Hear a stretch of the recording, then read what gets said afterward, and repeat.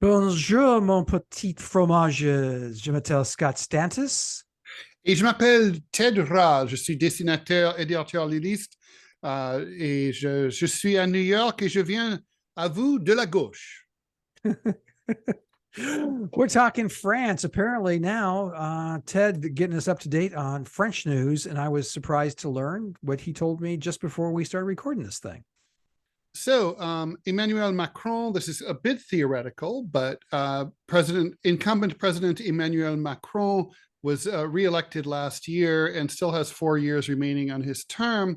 However, if an election were held today, he would lose by a whopping 55 to 45, 10-point spread against Marine Le Pen, the far right leader. That's a huge thing, and I don't think it's as theoretical as people think. I don't think I don't think there are even a 50% chance that Mr. Macron will complete his term. I think he will. Ooh, really?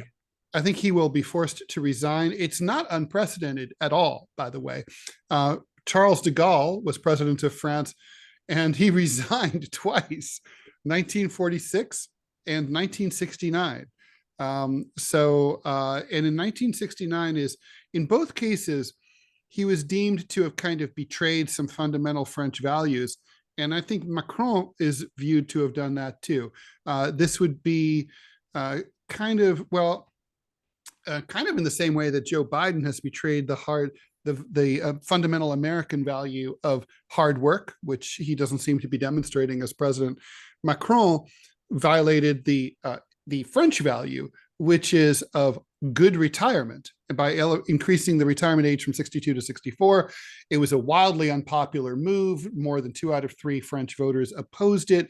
Originally, the National Assembly was expected to rubber stamp it because Macron his party has an overwhelming majority there, but he was unable to get that majority to go along with him, and so therefore they were going to vote no. So basically, he jammed it through independently by himself, basically as a presidential edict, and then there was a vote of no confidence in his prime minister, who barely escaped being removed in a special election. The vote was something like 275 to 267. She barely got out with the skin of her chinny chin. So it's a so I mean, Macron is in deep political trouble. It's hard to imagine that he has anything to do presidentially until for the next 4 years, that he will get any support or will be able to earn the respect of the French people. I mean, he's off, doing what leaders do when they're hated at home. He's off in China hanging out with President Xi and talking about how Ukraine should, we need peace in Ukraine.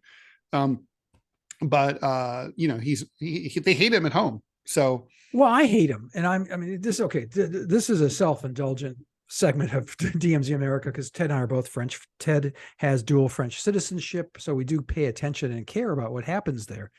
But this is one of those instances where I don't disagree with anyone who opposes. I would probably be out in the streets too, because the President Macron unilaterally decided to make these changes, even though he couldn't get his legislature to follow him. But the thing is, democracy is messy, and sometimes you lose, and you have to use democratic institutions if you're going to call yourself a democracy. He didn't. There was some little known law that he exercised that allowed him to unilaterally raise the age. Now, we in America, and I think anyone who has practical business sense or economic sense looks at this, says, yeah, you have to raise the age. The life expectancy, I'm sure, in France has gone up significantly, as it has everywhere else except for the United States. Well,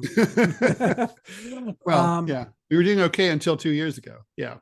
Well, there's that. No, but they also know, Ted, actually those numbers for the life expectancy here in the U.S., they think, yes, COVID had something to do with that, but you subtract COVID and it's still going down because we're fat bastards or these big lumbering And we drive loaves of SUVs and we lard. run into each other, and we eat terrible food, and we're stressed out. We're working long hours. We don't retire soon enough. Lots of reasons, and we don't have national health care. Yeah. So all of that combined makes us the third world member of the G7, and it's getting worse. The cheese seven.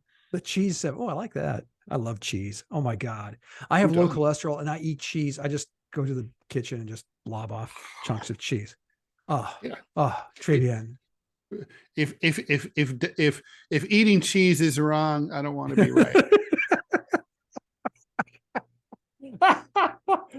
Exactly. So going forward, Le Pen, for those of you unfamiliar, her father, I was just telling Ted during the break that her father, I actually cartooned about him very early in a 40-year career. So France has been facing this threat for, I mean, well, she's a tough cookie. You know, she ousted her own dad from his party leadership. Is that right? I didn't know that. Oh yeah. She went royalist style. She shivved him. She's like, hey, thanks, Dad. Thanks for getting us here. Now get the fuck out. I mean, basically she always viewed him as like too much of an, reconstituted Pétainiste, anti-Semite, Holocaust denier. And she was like, that shit's not going to fly in the 21st century. She's right. And so that had to go. And she's rebranded her party. She's made her movement more populist, more youthful feeling and sounding. Her father was like an old-fashioned dude, and he had to hit the road. It's kind of like the difference between Ron Paul and Rand Paul. That's fascinating. Well, I know you have stuff to do. Where you're going to have an exciting announcement in the next few days. So that's where you're just, teeing that up. So I'm going to let you go. And but before we do, where can we find all things Ted? You can go to sputniknews.com on Tuesdays and Thursdays for my cartoons. Check out my cartoon on Saturday at whowhatwhy.org. I have a syndicated column and my cartoons at rall.com. And you can go to gocomics.com/Ted Rall, where there's sort of a vibrant comment section where there's lots of annoying Democrats who like to insult me. So if you're one of those, you can join them. You'll find your people. Okay. Go date each other. Leave me alone. Yeah. Well, that's more fun to make fun of Ted. It's anyway, so if you want to see my work, thanks for asking, Ted. You can go to I'm just, like, just go to gocomics.com and see my work either at gocomics.com/Scott Stannis or gocomics.com/Prickly City. See my comic strip. You can go to the Chicago Tribune and see my cartoons I do for them. You can go to the Dallas Morning News, see the work I do for them, and also go to Center Clip, which is a short little blog tool. It's a free app. It's really going great guns. Ted posts, I believe, 19 to 1,700 times a day. But do yourself a favor. Don't hate me because I'm beautiful. I just hate you because you're a putz. And you make me look bad because I'll post once or twice a day, and then you get the alarms and it just goes boop, bloop, bloop, bloop, bloop every time Ted posts. It's just, I'm jealous is what it is. I mean, let's be honest. Well, you could do it too. I could, but I have a life and other things. You should get rid of that. On that note, Center Clip, go get the app. You will thank us for this later. Trust me when I say they have other really terrific commentators. So for this week's edition of the DMZ America podcast, I'm Scott Stannis. And I'm Ted Rall. And we'll talk to you next time. Bye. Can't wait.